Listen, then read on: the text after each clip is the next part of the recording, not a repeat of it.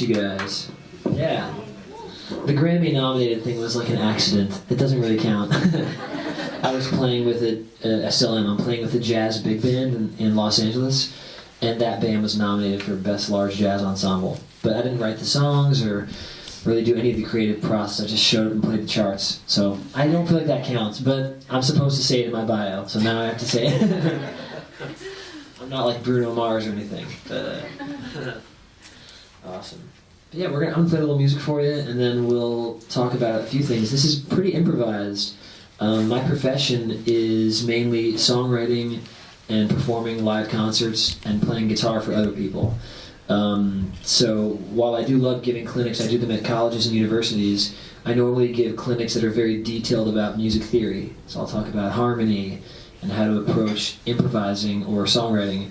But to give a talk to a sort of wide gamut, it's not my specialty all the time. So I'm going to entertain some questions today to make sure I can address all of your concerns and queries. But my main thing is playing music, so let's do that.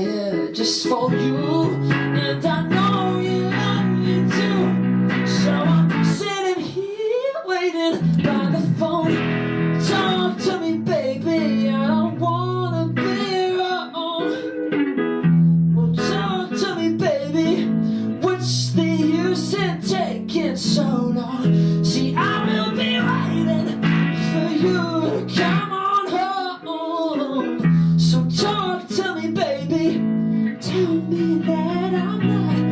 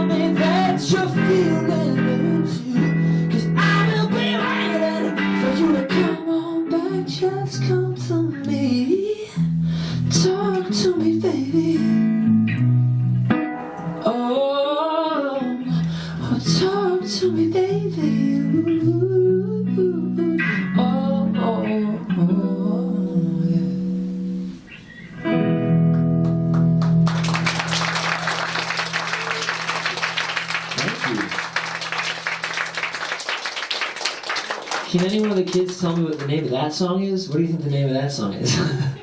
What's the phrase I said the most in that song? That's right.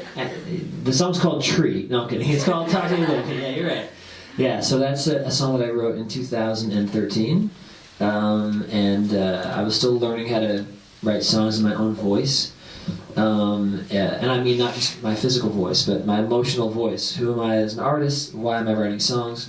That was one of the first songs I wrote. And over the years, my songwriting has become not just more personal, but a little more poetic, or a little less direct. Maybe many people can find themselves in the song. And I've always liked the written word, where it's so specific that it's become universal. You know, so if you say to someone like, the snow was falling from the sky, meandering left and right until it fell on top of, my red Chevrolet. That's a really specific image, but the feeling it elicits, I think everyone can kind of go, oh yeah, I know what that means. Yeah, right. I feel that. So I like writing songs that are like that these days. And so now it's 2018, and I wrote this next song a couple months ago, and it's actually on an album. Paul convinced me to release an album of live recordings, and so this song's on there. I changed the lyrics though from that recording a little bit, but I want to give you sort of an idea of two different flavors, and then we're going to talk about a lot of stuff, hopefully.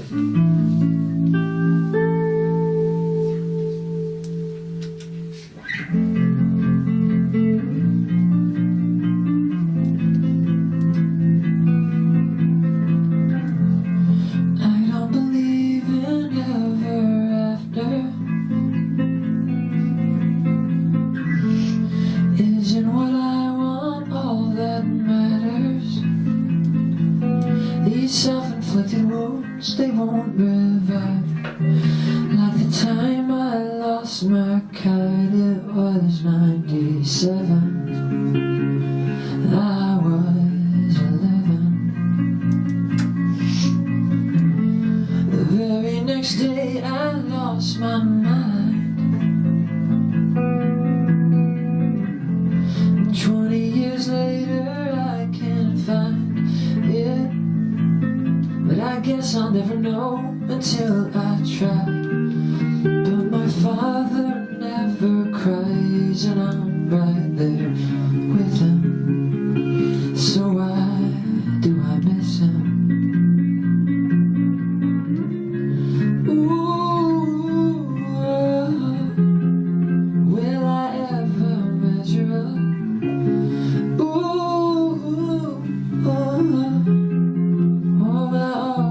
Be alone.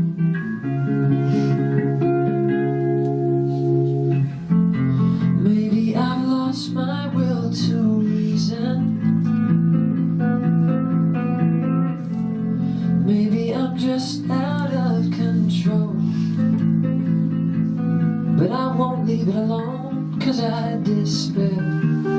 Every day I check my hair. Am I receding? Am I receding? Ooh, will I ever measure up? Ooh, or will I always be alone?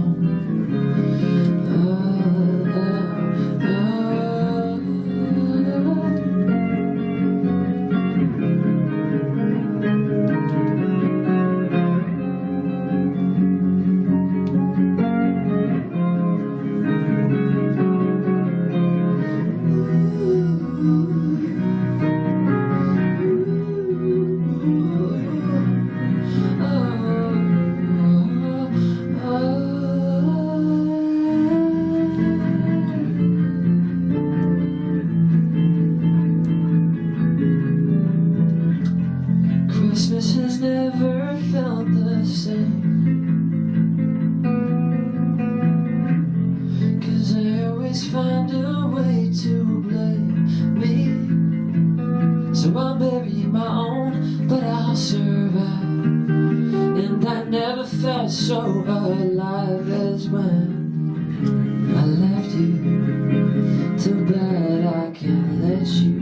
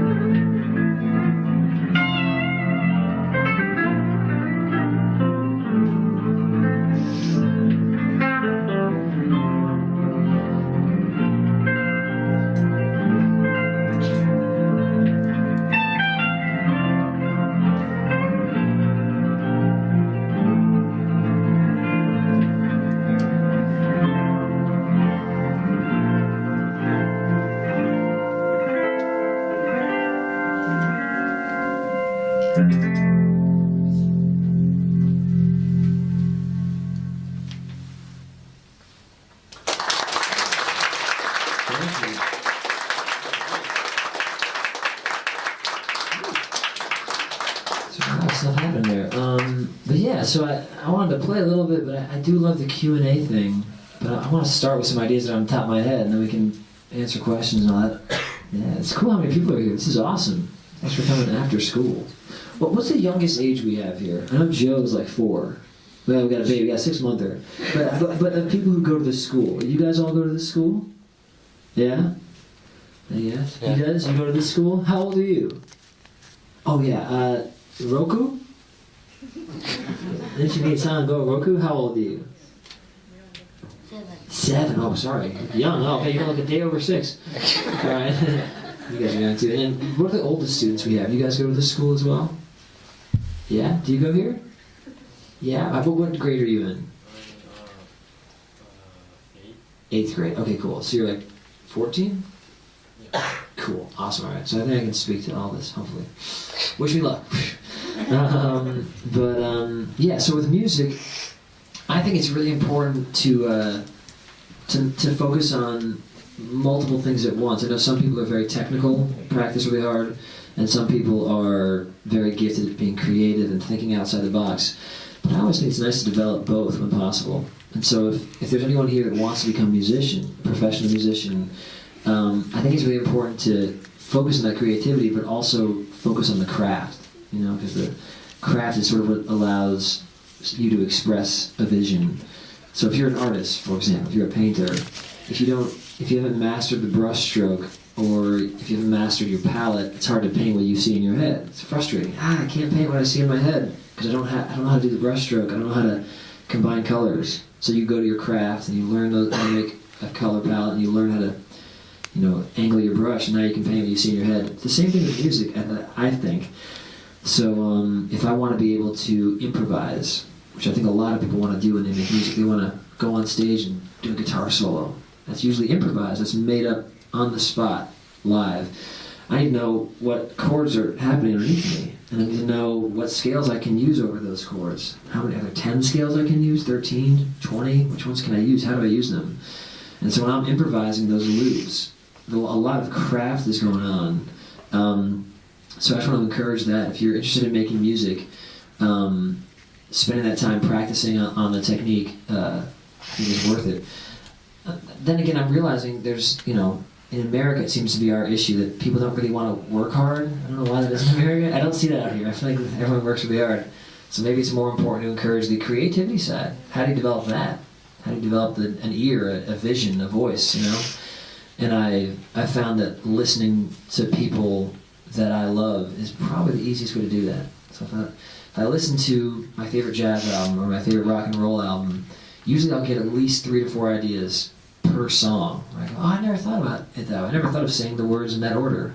Or I never thought of having that guitar tone with that bass drum. Interesting. Never thought of using that scale over these chords. And so that's usually how I get inspired. I'll listen to other musicians, or I'll read a book, watch a movie, some sort of art form, and take input. So it's probably important to encourage that too, especially if a lot of your musical studies are about scales, arpeggios.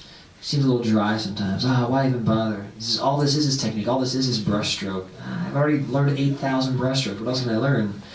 The next step would be, find something that inspires you so you can have a reason for making that brushstroke. So I would encourage that too. So for me, being lucky enough to have a career as a performing artist, I think my greatest ally has been developing this two-headed monster. Is there creativity? And if not, then I should develop that. Is there a craft? Do I understand how to perform on my instrument? If not, let me develop that. So I kind of wanted to make that my thesis today. I feel like I'm giving a presentation in class. And I'm BSing my way through it. Actually, interestingly enough, you answered one question perfectly that someone had. Yeah, really? They said I just started studying music theory, and when lessons start to get really tough, they get really upset or depressed. And how do you look beyond that? Right, that's great. Let's go more specific then. Is it okay if I know who that is? Yeah, cool, awesome. So which instrument are you studying? I'm actually studying piano, and also I'm studying EDM production. Okay, cool, awesome. So the cool thing is, I don't know if anyone here knows about this guy Neil deGrasse Tyson. Anyone know who he is? He's an astrophysics educator. But yeah, so he talks about the universe, the cosmos, these huge ideas, but he's so good at explaining them. It makes sense. So one thing, this music theory thing, part of the reason I asked him which instrument is not because it matters. It doesn't change the music theory, but it's because maybe I can communicate with him a little more specifically. But just for those who are learning, curious, all music theory is it's the language of music. So you know how if you want to fly to the moon, you have to use math, right? Math and physics, and that can make you fly to the moon. You have to understand how to get it over air currents, out of the atmosphere. So if you want to fly to space, you got to learn math and physics. If you want to learn how to speak the language of music, you got to learn the language of music. So, and that's not verbal, it's not words, it's these sort of things, Before that chord came out, I heard that chord in my head, because I know that this shape, because I know the language of music, I know that this shape makes the notes a 1, a major 3rd, a perfect 5th, and a major 7th. And that sound has its own essence, its own color, its own flavor. Sort of like a pretty, sort of like Beatles, at the end of a Beatles song maybe, something like that. Or maybe it's the beginning of some sort of classical piece. Whereas this chord is sort of Jimi Hendrix, Foxy Lady, tough, Every chord kind of has their own flavor. But so I knew that it wasn't random to me. When I put those fingers down, I knew it was going to feel that way. And so that's kind of what music theory helps us do. We go, I want to create this feeling. So if you said right now, I want to feel sort of like a tense darkness, I might go, all right.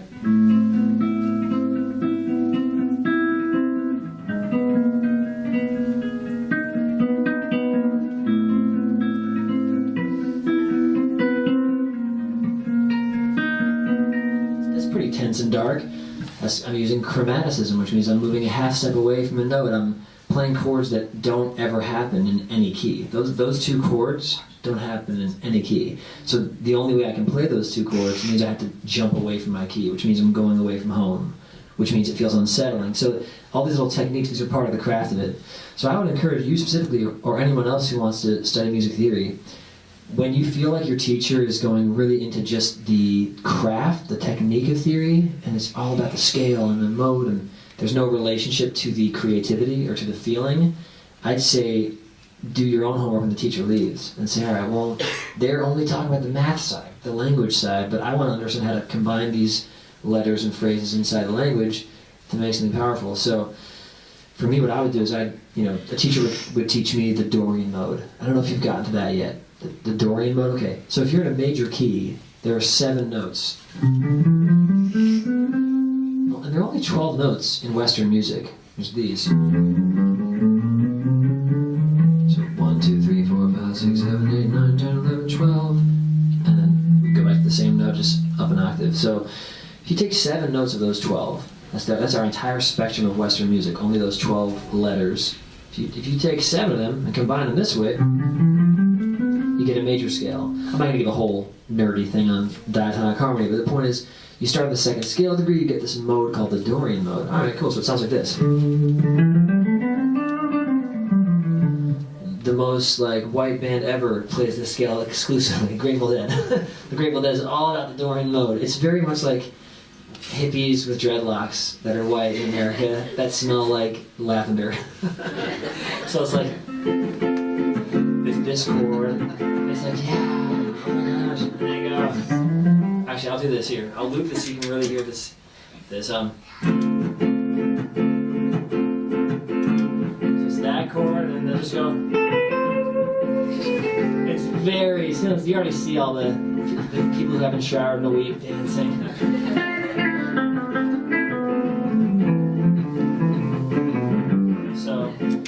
So that mode feels a certain way. If you play it the way I just did, it's kind of funny. You can also play it in a really hip way. Same mode. You can play.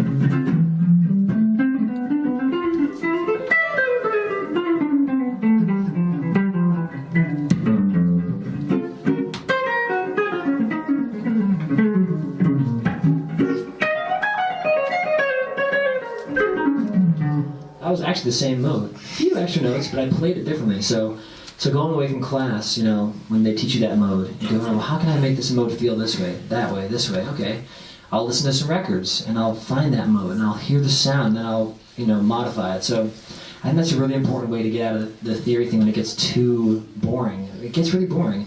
Also, a lot of theory teachers don't really combine the written and the heard language. Because, if you're learning, I can't even begin to learn kanji or katakana. I will never understand. Aren't there like a couple thousand characters in one of those? Yeah, it's like, oh my gosh.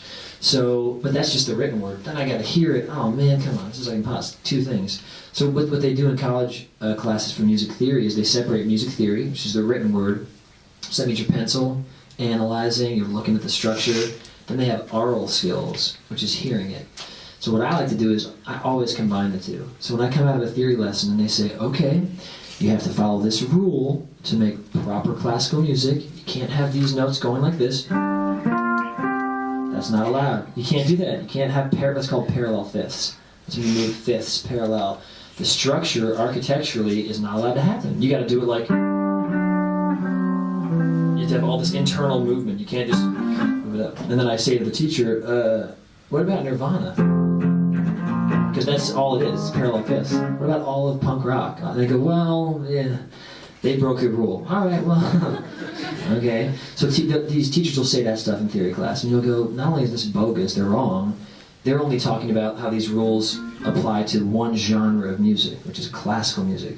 So not to encourage you to like question authority too much, but a little bit. I'd say like, all right, they're just teaching me this one piece of the language, how to speak it that way. But I want to learn the language so well that I can break the rules. Maybe sort of like Neo in the Matrix. I understand it so well that now you can break the rules. So I'd encourage that when you get bored in theory class, go, there's got to be more underneath this. This is just the foundation. What is there more underneath? Is there more I can build on top? This is just the information I'm given, but there's certainly more, right?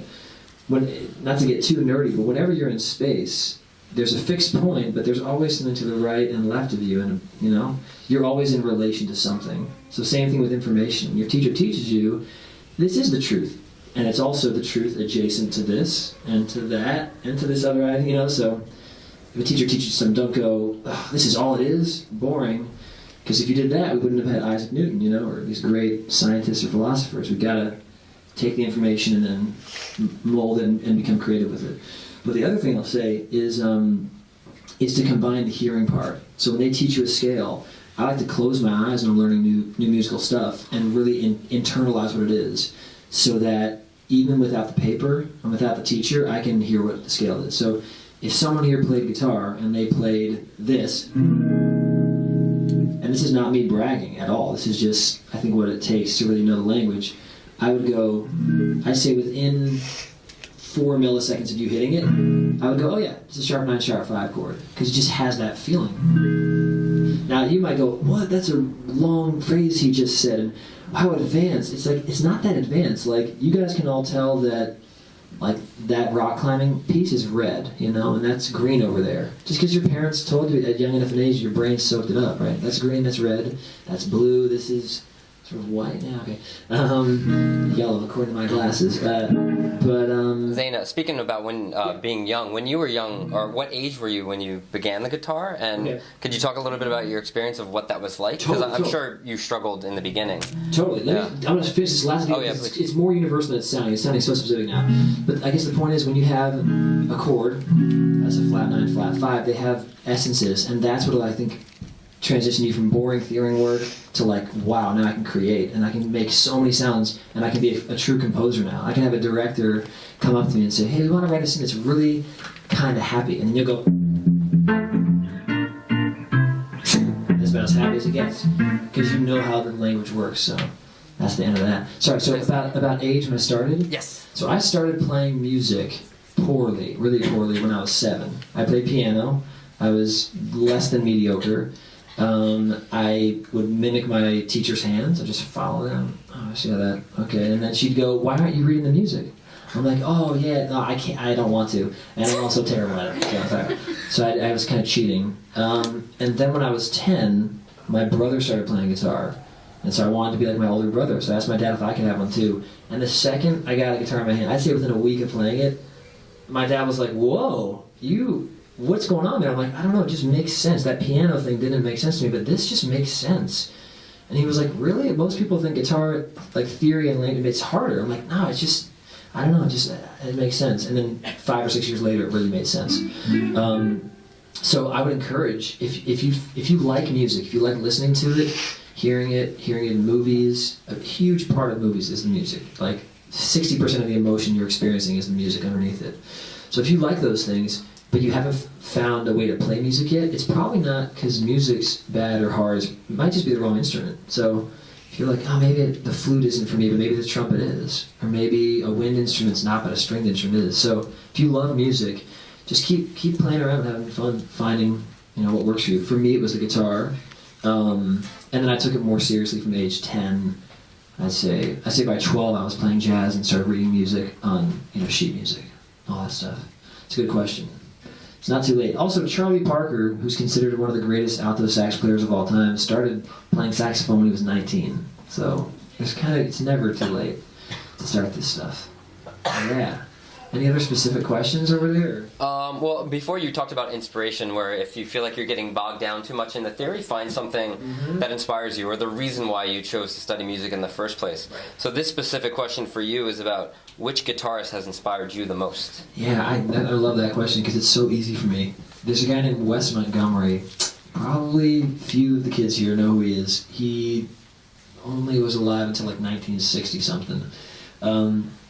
But he's widely considered the greatest jazz guitar player of all time. Now to this day, I don't listen to him that much anymore. I mean, he's just so inside my head. But yeah, if I could get coffee with like a deceased musician, it would be him. Just because his brain, the way it worked, you hear him speak, and it doesn't seem like he has that intensive vocabulary. Or it's just amazing to me for someone who probably didn't have access to the same sort of education all of us do, was able to decipher the truths of the musical universe so incredibly.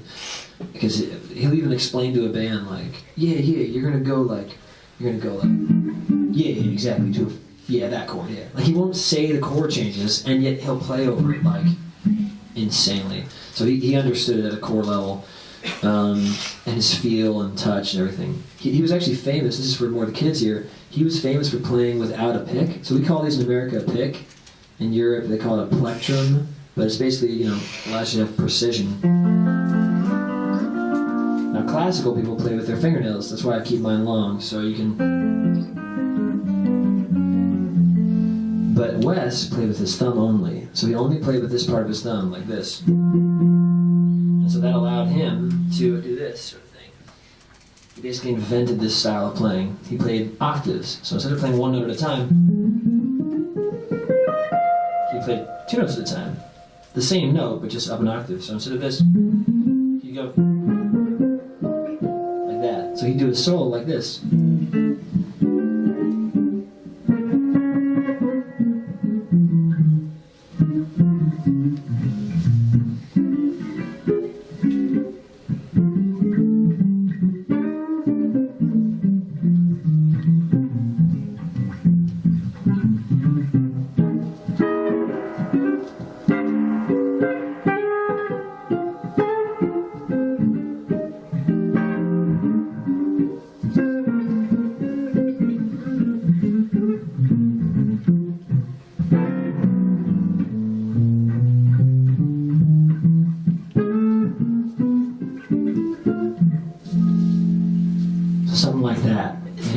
He was just the coolest.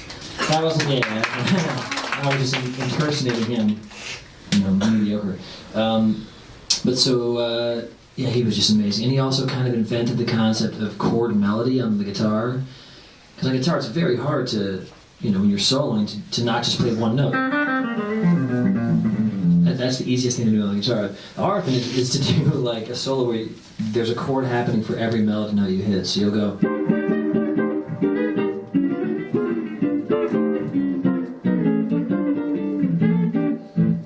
That takes a lot of practice. Your mind's thinking of 13 things at once. Tone, touch, notes, chords underneath, harmony, all of it. But, so he's amazing. But yeah, I love other guitar players. I love Radiohead, that band. Johnny Greenwood, the guitar player from that, is a big inspiration to me. I love Jimmy Page from Led Zeppelin. I love a guy named Django Reinhardt, who played a very specific style of jazz back in the 20s and 30s called hot jazz or gypsy jazz. Sounds like this kind of.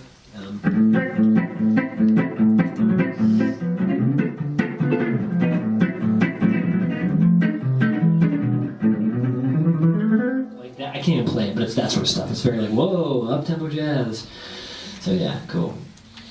Good question. I'm wondering, does anyone, you guys all wrote your questions down, or does anyone have a thought right now, like, oh, I'd love to hear this answer? Also, I know you guys are probably nervous. You're like, wow, this guy's looking right at me. Very intense. With his weird glasses. That don't even work. No questions, maybe. I have a question. Yeah. We've heard you play like 5 or 6 different styles of guitar in the last like 10 minutes or so. Yeah. So when you first picked up the guitar and you said, you know, you weren't great and it took a while for you to get kind of good, during that time were you studying the different styles, or were you just focusing on the basics, and when did other styles come into your repertoire? That's a good question. I mean, the first thing for me, I was born in 1985, so the 90s were my childhood, and if any of you guys are probably too young to even know about this decade, but some of you might, but the 90s were really a grunge rock era. This band called Nirvana, there was Smashing Pumpkins, there was Presidents of the United States of America. Really easy to play stuff, like just freaking like that song I already played. You could learn a song in 8 minutes. So I could learn all those songs. I learned some Green Day songs, some Nirvana songs, so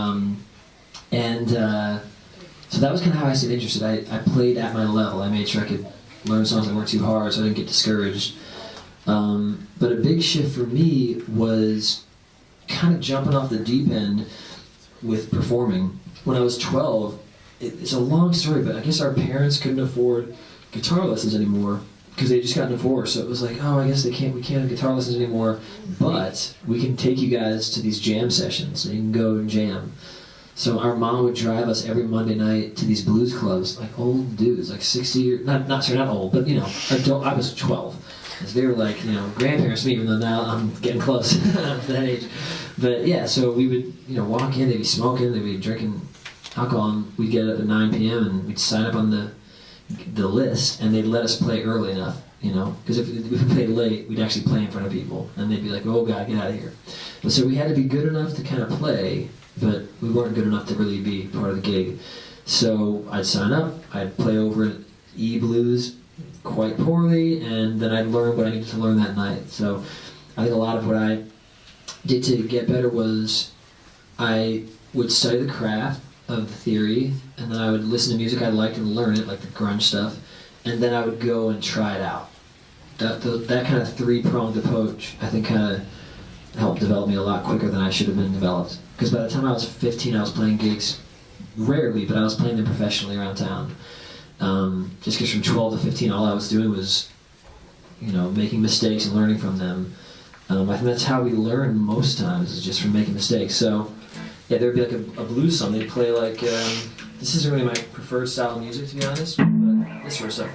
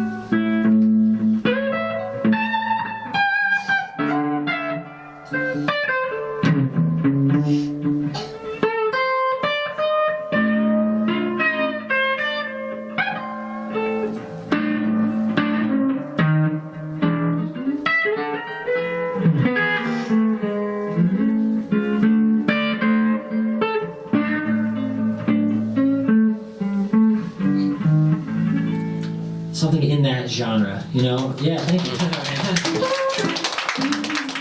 So, yeah, I mean, that was kind of the beginning. but this is, I think, I want to really answer your question because I think it'll be good to hear. I don't really think the different genres of music are as different as most of us think they are. Like there's reggae, you know. Little darling, stay up. Little darling, stay up. That's kind of a reggae type thing. Then you have ska, which is sort of like up-tempo reggae.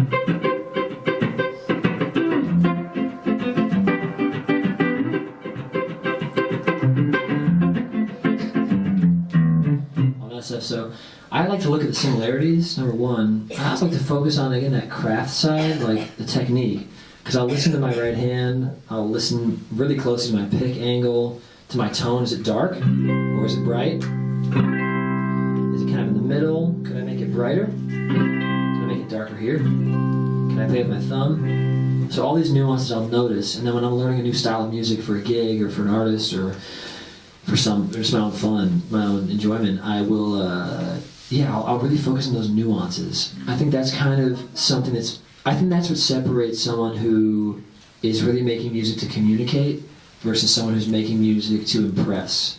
If we're making music to kind of like, all that stuff, that's cool. That is fun, and it is an important part sometimes. But usually the people that are really keenly aware of the difference between this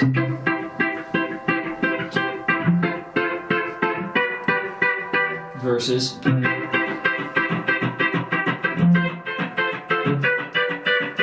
I played the same notes in my left hand, but this one was my fingers, and this was my pick. And because the pick was there, I was also hitting this rake on the offbeats that maybe you didn't notice. Listen again, you'll hear this, and then you'll hear that. And between every note you're hearing that, versus with this, you're not. Cleaner, right? Then some might add this nuance of the bass line. That little nuance of the bass note's funnier and cuter. And so all these nuances, when I'm learning new styles, I want to really hone in on what makes it that style. And then what's fun is when you're improvising, if you know the theory, the craft, and if you know the sort of nuance stuff, then you can make a joke, a musical joke with the band you're playing. They're all playing reggae.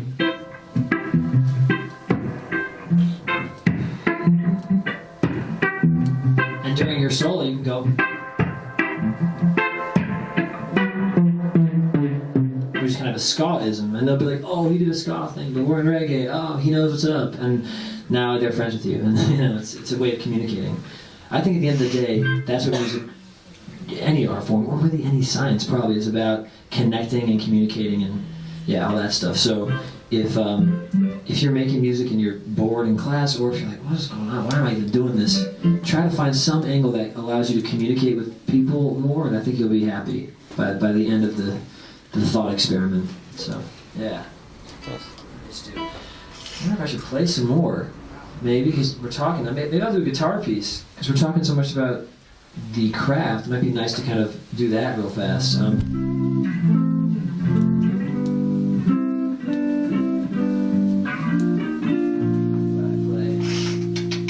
This seemed to go well the other night.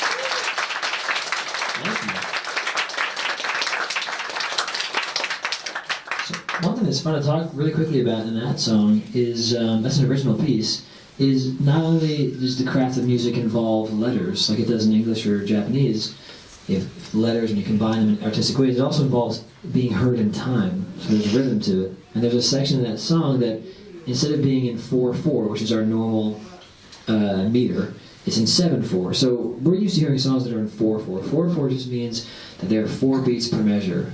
So it's like 1, 2, 3, 4, 1, 2, 3, 4.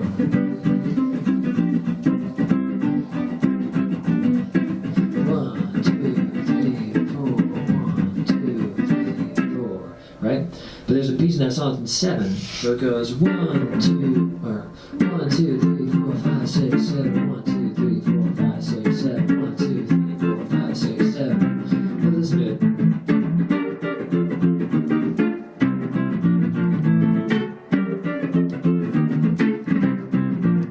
Now, if I were to play that section in 4, it would sound like this.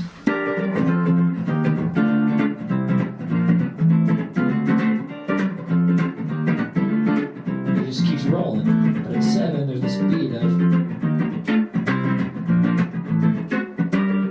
this shorter beat. So sometimes you can take rhythm as well, and that can make your song feel like you're sort of out of reality for a moment if you need to. Yeah, that's how that works. Nice. This guy's got a nice jacket here, I like that. Cool. Got a quick question for you. So we noticed you have a lot of pedals on the floor in front of you, colorful array. I think a lot of people, when they think of the guitar, they think of the thing that you're holding right now. But you have a lot more going on there. Can you talk about that a little bit? Yes, this is fun. So this is sort of like, I guess you guys are too young to have Instagram, but you have computers, you have filters, right? The filter, you have the photo, and then the filter makes it look crazy. Black and white, maybe it accentuates all the blues, maybe it feels faded. These guitar pedals take whatever your source is. For me, that's the guitar, like that. And then it changes the sound of them. So one of them delays the sound. So I hit a note, and it's just one note, one chord. But if I put this pedal on, now that note happens a few more times. See that, right? So who uses this sound the most? Probably Edge from U2. He's probably the most known for it. So let's see. Let's get this tempo right. Cool, so he'll go like this. I'm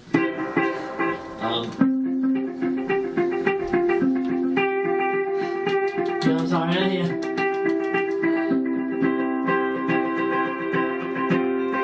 Like, I wanna run, whatever it is, I wanna. So that's a very specific U2 sound, because I'm adding delay, I'm playing a different rhythm than the pedals saying, and then it creates that sort of cool sound. So that's delay. There's a vibrato pedal on this board, which takes a sound, and when a singer's singing opera and they go, and that's like a jazz vibrato, or an opera singer will go, what's happening is the notes, that's happening very fast. So, and it sounds, that's vibrato. Or on the guitar, it sounds like this. That's vibrato. So this pedal does vibrato, even if you don't play it. I don't have to even do that, watch. Let's do this. It's going up and down, right? So I can use that pedal like this. Now, why would I put this pedal on? Well, for me, I grew up in the 90s, really. We used to rent VHS tapes from the library, and the VHS was worn, the tape would sort of warble. So this reminds me of a distinct era in my childhood. So I can play a song and go,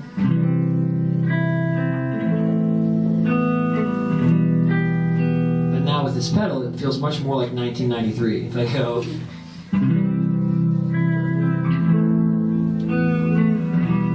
now that's too much of the effect for me, so I'll turn it down maybe. I'll go like that. Now it's really subtle.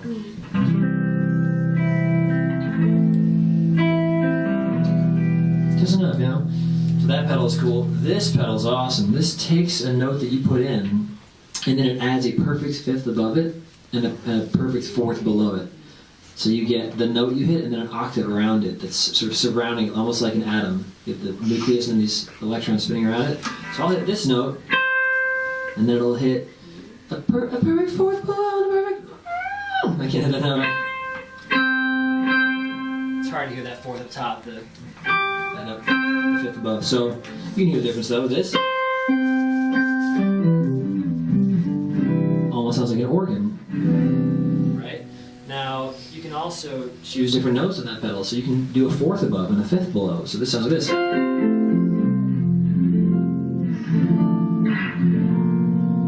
So all I'm playing right now is this. But it sounds like this. So all these pedals would create different sounds, different feelings. And this is where I think the craft, you know, to people like this man over here who's doing music theory, or anyone else who has an artistic endeavor, when you get the craft down, then you can start to explore on top of that. You can explore without the craft, but it would be like going to the forest without a compass. You might make it out alive, you might not. But if you know how to read a compass and you go into the forest, you can be assured, and unless you hit a bear along the way, you're going to be fine. If you know the craft, then you start adding these tools. I know people that love this pedal, this pitchfork pedal. I'd say 85 to 95% of the guys I know that love it haven't really spent much time with theory, right? So they're always constantly surprised when they hit a note. They'll hit a note and go, whoa! Whereas for me, I've practiced with this pedal and I love music theory, so I know this is going to make a kind of minor 9 vibe. I can hear that note. I know that I can't do this. I can't hit a dominant 7 chord because it's going to give me so many weird notes. It's like, oh god. I mean, unless I wanted that feeling. But so, yeah, it's really important. One last pedal I'll show you that's really cool is this can hold a note forever. So if I hit this note, this chord, it just keeps holding. Then I can go. Holds that forever.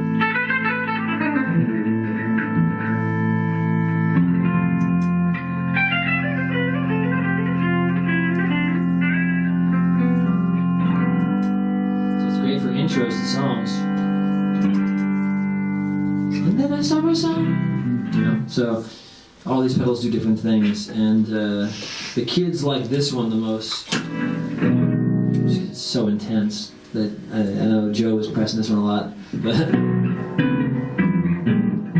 it's just like a big organ sound. But yeah, so that's to answer their question. They all do different things. There are tens of thousands of pedals in the world. It's like Pokemon. You gotta find the one that you want to use. I played Pokemon, so I speak from experience. I played it the year it came out. Back when I was a kid. I'm old and grumpy. No, I'm not. Yeah. Another question for you. So you've talked a lot about communicating through music. Mm-hmm. And we're listening to you today as a solo artist, but you've played so much throughout your career with bands and other people. Totally, yeah. Can you talk a little bit about just the difference between a solo artist and playing in a band? Totally. The cool thing about playing as a solo artist is everyone's looking at you and you get all the attention. Yay! It's better in life when you're the focus of attention. I'm joking. It's not true. Being part of a team is much more fulfilling. But no, it's the difference is there's a little more pressure when you're a solo artist because you might do a lot of gigs by yourself with just a guitar or piano or whatever your instrument is. And so you have to do your own merch, and you have to drive yourself there, and all those things when you're starting out. So that part's tough, but you do get the satisfaction of knowing that you get the creative say. And if you have a very strong creative vision, if that's part of who you are, it doesn't make you better or worse. But if that's kind of your thing, then it's nice to be a solo artist. But playing with other people, what I love about it is I've learned so many different genres that I wouldn't have learned because I just said yes to a gig. If someone called me and said, it's a gospel gig, can you do it? I'd say, well, it's Thursday, I'm free on Saturday, sure. And then I learn a new style of music. So I always like saying yes to new gigs, unless it's just too busy and too crazy and hectic. But yeah, there was a period of like 10 years where every gig I took, the next gig, I needed to know what I learned from that last gig. It kept happening. So I like playing with other people. Co-writing is sometimes a little hard for me because I'm very specific about a lot of the aspects of the language of music, and I like things that aren't necessarily popular sometimes harmonically. Because if I wrote this idea, I would totally write a song with that idea I said before, the dark one. I could totally see myself writing that song, and I could see the producer saying, "What are you? No, just make it. Just do that." And I say, "Yeah, well, that's pretty, but this is really dark." He'd be like, yeah, it's too weird. No one's going to get that. I'm like, all right, well, great. So I don't always co-write. I don't want to have someone say no to an idea that's exciting to me. Yeah, what else is there to say? Oh, having a band. I had a band with my brother, and we might still play together in the future at some point. But that was really fun because we'd go on tour together and goof off, and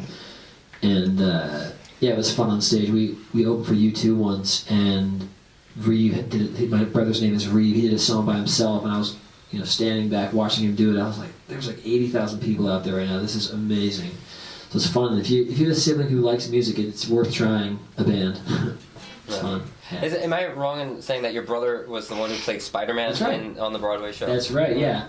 Do you guys know about Broadway? I mean, is that a big thing out here? Yeah. I don't know. Oh, it is, apparently. Okay, cool.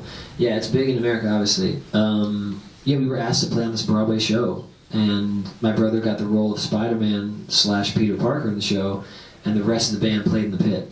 So I was in the pit orchestra for that show. There were 3 guitar players, and I played the lead guitar parts, so like loud, high stuff. And it was awesome. It was really fun.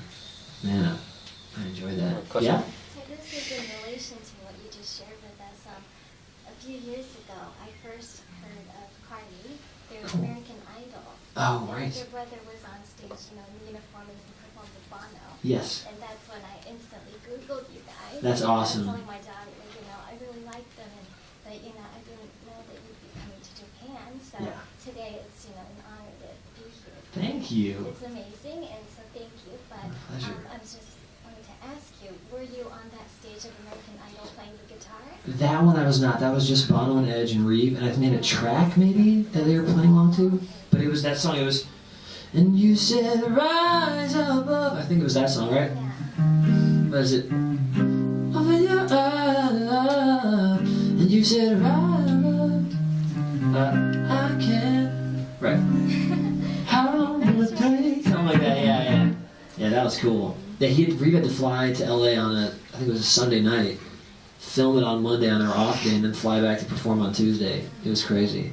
But yeah, in fact, that song is, speaking to the theory gentleman over here, that song is a great example of how you can actually throw in some musical theory language stuff. Whether you know the language or not, you can dip into it. Just like how probably no one in this room knows the exact formula for gravity, that Newton discovered, and yet you guys play Cash all the time. So you know how to use gravity. It's just that you don't know the formula for it. But you know how to throw a ball so it hits someone in their glove. Same thing with music. So Bono wrote that song. He does not... If I said to him, hey, play a C minor 9 chord, he'd be like, I have no idea what you're talking about. But he wrote a melody that involved a minor 9. So you can hear the tension. He goes, and you said rise above, open your eyes. What is the chord? Oh, yeah, cool. So and you said rise above, open your eyes to love. Whenever someone hears that melody, it feels sort of like sweet and juicy and also like a little weird. And it's because the chord is this. Boom, boom, boom, boom, boom, ba. Those are the 3 notes. C, E, flat, G. But he sings a D over it. So he sings C, D, he sings that note while this note's happening. So it sounds like this. It's like tense, but it's still from the key. So, and you said rise above, open your eyes to love. It's very tender and juicy and sweet. So there are ways to use these theory tricks without it being too dense. It doesn't have to be cheesy, intense, crazy. It can just be a little awareness. Oh, that note works over this chord, but it's not in this chord. So people are going to think this song sounds cool, but they're going to be on board with it because it's not that weird. So this is the craft stuff that I think is helpful to know. Yeah. Nice. So earlier you mentioned you know a lot of guys that may not know not how to read music, but they may not be completely aware of what they're playing or how they're playing it. But you are aware. I try to be. Do you think studying all of that early on helped advance your career? Oh yeah, I would say if you're trying to be a hired gun, like if you want to get paid to play music, you kind of have 2 options. You can be a star, who has a record deal, and you're a producer, and you just, you write songs and all that stuff, or you can be hired by those stars, whether it's to write songs for a movie, or write songs for a TV show, or play guitar in Katy Perry's band, or whatever it is, When you're on that side of it, where you're hired by people, the more craft you know, the more likely you are to get a job. It's sort of like if you were a plumber, But if you only knew how to fix toilets, and they said, well, my pipes are burst, you say, I can't do that job. I can only fix the toilet. All right, well, what about my sink? I don't know how to do that either. I can only fix the toilet. If you're like that with music, I don't know how to read music. I don't know how to explain the language. I don't know how to improvise. But I can sing really well. Well, there are only like 3 gigs where they need that for you. Because the stars are already doing that. They don't need you. Maybe 3 or 4 gigs need you for that. But if you can read music, if you can play multiple instruments, if you can improvise, if you have a command of your tone and you know how to fit into a band, if you have all these things, the more assets you have, the more likely you are to get hired. So for me, I haven't prided myself on it because I still have so much room for improvement. But one thing that I do that a lot of guitar players don't do is I read music. So I can, if you put music in front of me right now, I can read it, sight read it. Generally, within 5 or 10 minutes of looking over it, I can sight read it, unless it's a really challenging piece. That's maybe 2% of guitar players can do that, electric guitar players. They can read lead sheets with C minor 7, F7, but once it says like this sort of stuff, I'll show you right now. So I'll pull this up. Lead sheets. Okay, so most people can read this sort of thing, and this is important, but it's not really where, that's fine. That's just called a lead sheet. So it's just like scratches. All those lines in the middle mean is play whatever guitar rhythm you want, and just play those chords. That's all that means, And that's fine. That's a good way to read. But what I like to read is this sort of stuff. And this is just, I was just making up random melodies. So yeah, being able to read that as a guitar player, if you're a guitarist and you can read that, there aren't that many gigs that necessitate this sort of reading, but the ones that do necessitate it, so you can't have those gigs. So for me, playing on Broadway with Spider-Man, I couldn't have gotten that gig if I didn't sight read. In fact, I auditioned. They did not want to hire our band because they already had professional Broadway musicians lined up. And then my brother got the role of the star, and the director said, I want the whole band in the show. Bono and Edge, you ever want the band in the show? That's much more legit. Now it's a real rock band on this show, not some Broadway men who are incredible but aren't really playing rock and roll for a career. And so they said, well, if you're going to be in the show, you got to sight read. So sight read for us. And they figured we were not going to be able to. But we all studied, we all knew jazz, we all read. So the first piece of paper they put down in front of us, we sight read it, and they went, oh, you can read those notes on the staff? Yeah, we can do that. Okay. So I wouldn't have gotten that job if I could read music. Also, that band, the Grammy nominated, whatever, that band, I have to read the most intense music. I mean, it's, like this one song that I alluded to at my gig at Good Heavens recently, this Junk Wagon is the song. So first off, the song's in 7, which is already hard enough to play to. So it's 1, 2, 3, 4, 7, 1, 2, 3, 4, 5, 6, 7. It's hard to play on a count, but it's in 7. And the melody is written on the page. Not the hardest melody. It's all this sort of stuff, then it goes.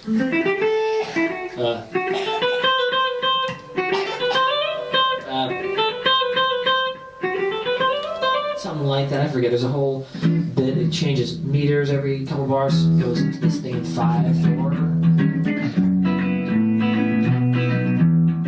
5/8. So anyway, there's a lot of challenging stuff. I would never have gotten into that band, and then I wouldn't be able to say Grammy, no, whatever. So yeah, reading music is important for me. 2 of my favorite gigs that I've had in my life have been from reading music. So I'm glad I developed that. Playing with John Mayer, he needed a band that improvised, that wasn't just playing rhythm chords the whole time. If the song was C major to A minor to F major,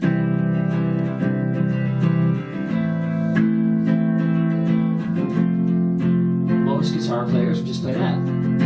But he wanted someone who would maybe do this.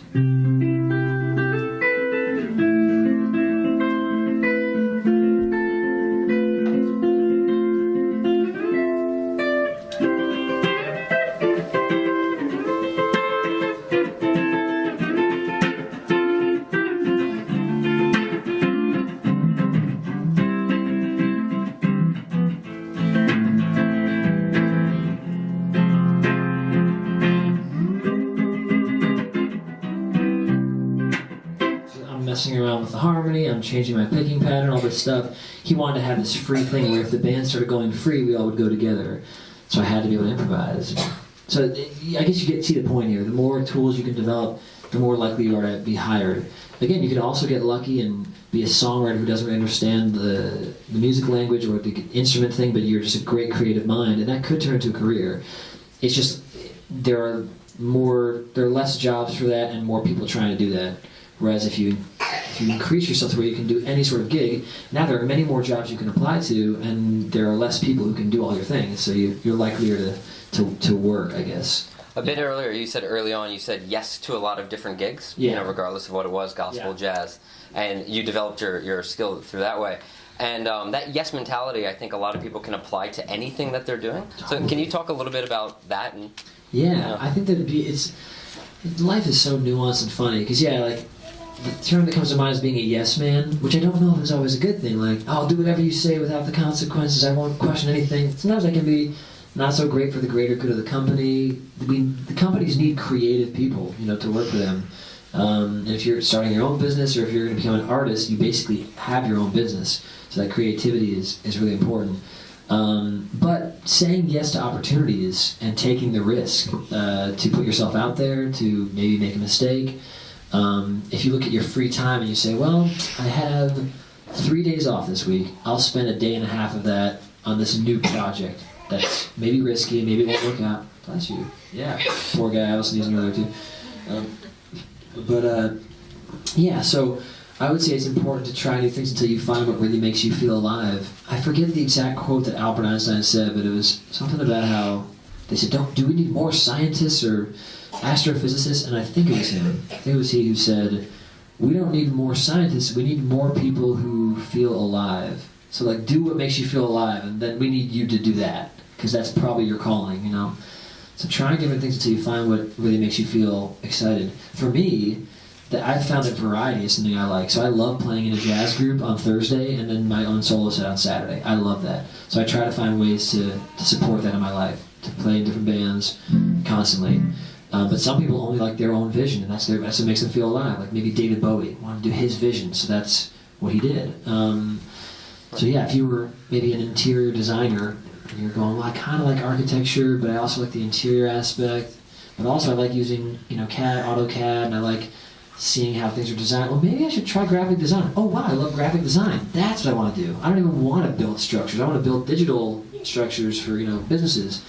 So, keeping your mind open, I think, is really important. Nice. Yeah. Speaking of feeling alive, we have just about enough time for maybe another song or two and a few questions. And then, Could you play some songs that make you feel the most alive? Ooh. Your favorite songs to play? Yeah, it's going to be a little bit ostracizing probably, but I will. It's a jazz song, but if that's okay, this makes me feel good,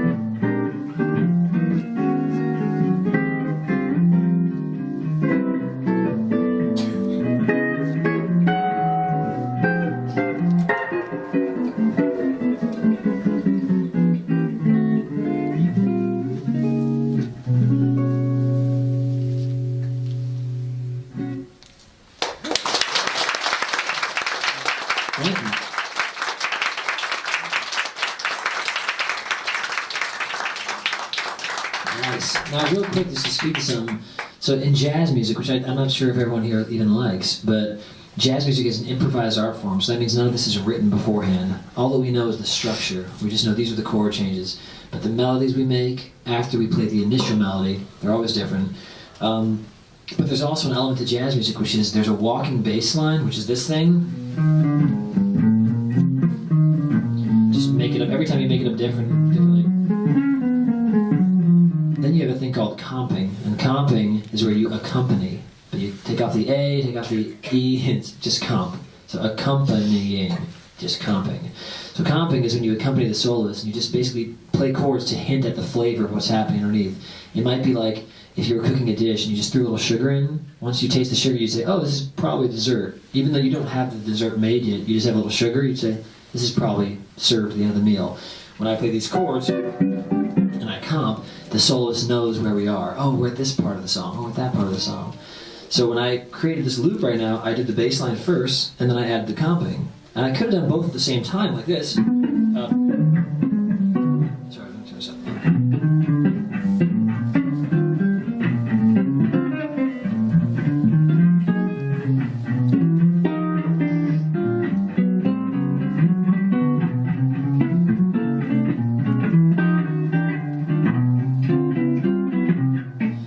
Comping while playing a walking bass line is considered by some people to be pretty hard. It takes a lot of years of practice, and you have to be able to play a B major chord with your index finger, with your second finger, with your third finger, and with your pinky. So you have to like know all those shapes, so that whenever your one of those four fingers lands in a chord, you got to have some sort of version of a B major chord that you can play. Then you go to the D, and you got to do it with all the fingers again, you know? Whatever it is. So it's a little tough, takes a lot of years of slowly. What I did is I looped them differently so that I could have more room harmonically. So instead of going, all these chords and notes are all in the same register harmonically.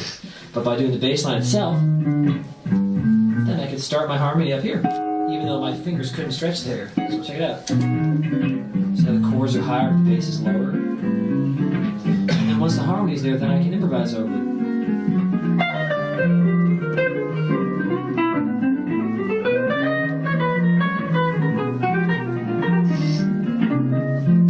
Just a little side lesson on jazz. That's how jazz kind of works. It's a very fun art form, I think. Nice. You said a couple more questions. You have time for you? Yeah, I'll open it up real quick right now. If I haven't woven your questions into our conversation yet, now would be the time to ask Zane himself. Yeah. If not, I have one last request. But anyone? Any questions for Zane? Only my 6-month-old son back there. Yeah. TJ, you got a question? Yeah. What's up? All right, well, I have a quick question. You mentioned Carney, so perhaps you're the one who asked this question, but does Carney have any plans to come to Japan and perform here? I wish, God. So our band Carney that did the Spider-Man show, we broke up in 2012. My brother was downstairs at Spider-Man. We were about to do a show. It was between matinee, I think, and nighttime show.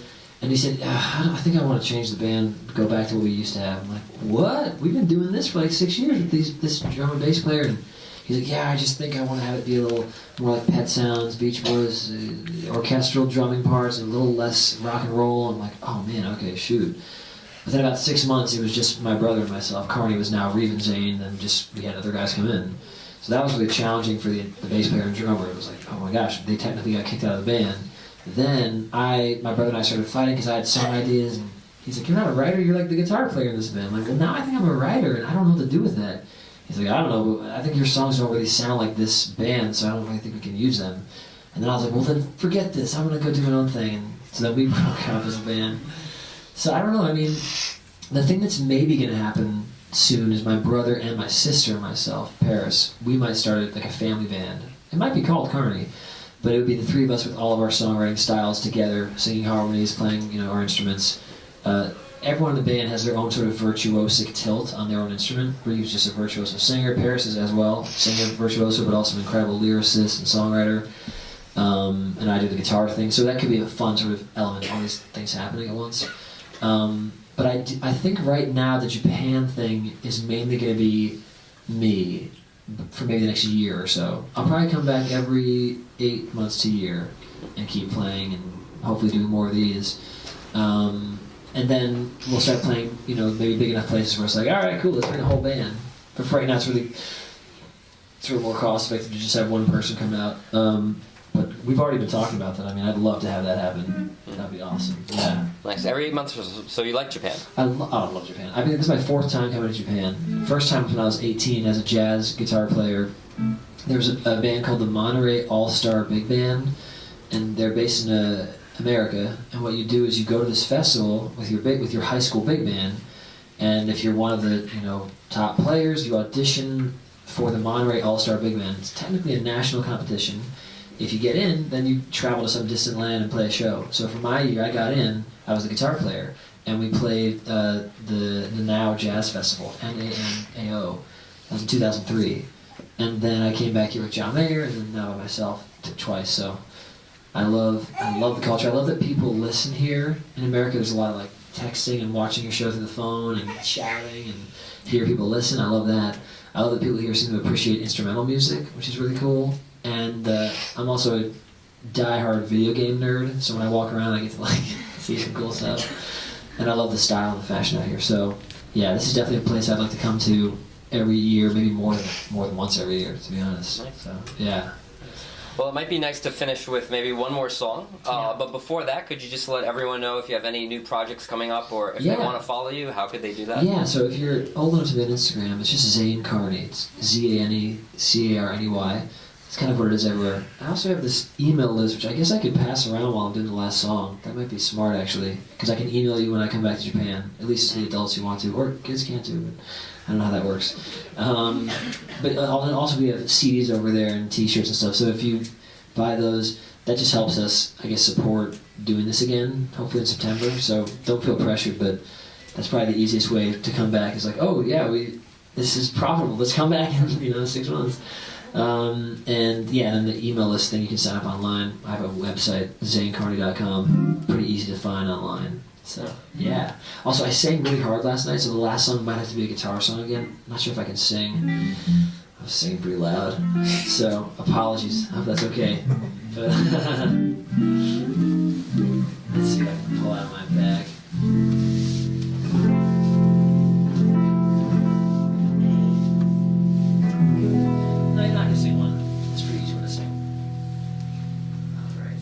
The first song I ever wrote, so this will give you an idea of how it works, the process. Alright, oops. I have a cable somewhere in here. Anyone need any gum? Oh, that's a slide. We should have talked about that, actually. This is why you don't wear skinny jeans. Come on, buddy. There we go. Cool.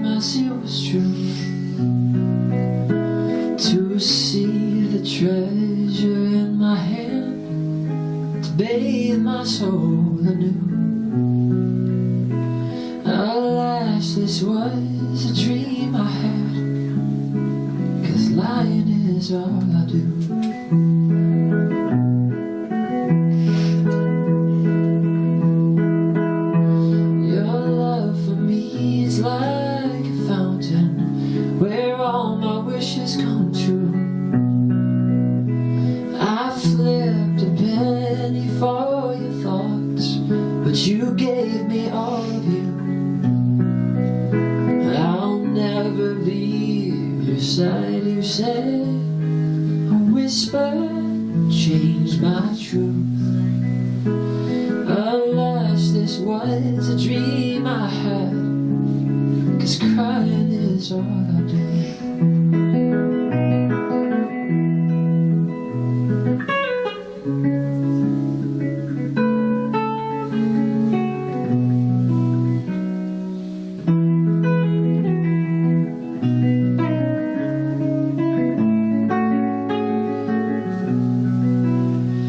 My heart and soul, my very bones were fashioned just for you.